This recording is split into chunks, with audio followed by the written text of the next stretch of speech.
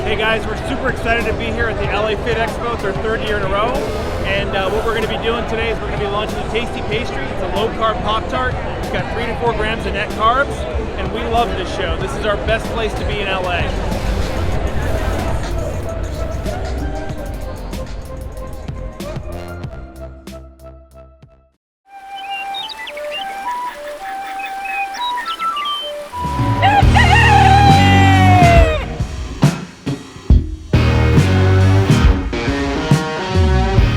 Welcome back to Legendary Foods Muscle in the Morning. I'm Dave Palumbo and today is Thursday, May 6th, 2021. And let's find out what's going on in the world of bodybuilding and fitness. If you do a little bit of digging, you can find a lot of research out there that supports developing a wide range of skills. Instead of specializing early on, actually produces more successful athletes in the long run.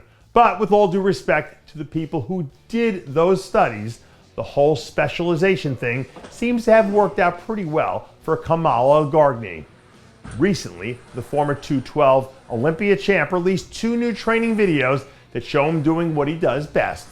The sense I get from people close to Kamal is that he feels like he's right where he needs to be at this point in the season, and that he believes he's got more than enough gas left in the tank to win his Olympia title back come the fall.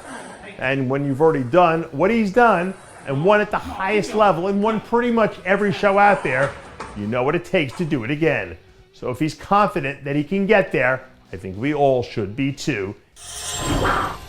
If you missed our Indie Pro preview on yesterday's show, you should definitely make sure you check that out. We give you a few predictions for how we think the men's open and 212 might shake out this weekend. And rumor has it a few weekends from now, there could be a chance that we get to see Dani Younan make his 212 debut. According to reports, after 3 pro wins and 3 straight top 10 Olympia appearances as a classic physique athlete, at some point this year, Dani is planning to make the move up to the 212. Pound for pound, I think most people would agree that Dani's body is probably as well suited to make the move as anyone's. And if the success of guys like George Peterson and Keon Pearson is a good indicator, Dani could end up being a real force in this division from day one. I don't know about you guys, but I'm hoping that we start to regain some sense of normalcy before the end of the summer. I think people are sick and tired of all the nonsense that's gone on over the last year, and they're ready to get back to business as usual. And as far as bodybuilding is concerned, business as usual looks like it might be the summer anthem for Steve Laureus this year. After sitting out all of last year, there's been some talk from Steve and his team about him getting back on stage sometime before the end of this summer. And as soon as I hear that alarm bell starts to go off in my head, because it probably means that one of 2 things. Either it's the Tampa Pro or the Chicago Pro. Both of those shows are such a huge draw that it has to be enticing for someone like Steve to want to use one of them as a measuring stick. Because if he can get a win there, I think it sets him up to start spinning the narrative about how he is the only one in the division who has the tools to challenge Chris Bumstead as we build up to the Olympia 2021.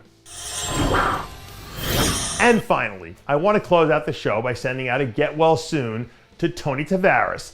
Last weekend, Tony ended up having to be hospitalized for some stomach and GI issues that must have been pretty serious, because he did end up being admitted from what I understand. But as of this morning, I'm happy to report that Tony was discharged to his house after spending a day or 2 under observation. And he says he's ready to get back to training. And hey, that's the most important thing, isn't it? Because he still plans to compete sometime within the next 8 weeks. So, God willing, the worst is behind him now, so he can focus on the future. And if the future happens to include his first pro win, I'm sure he'll look back at this day and say that it all must have been part of some larger plan. And that does it for yet another edition of Muscle in the Morning. I'm Dave Palumbo, reminding you to always be true to your passions, and make sure to follow us on Facebook, Twitter, and Instagram.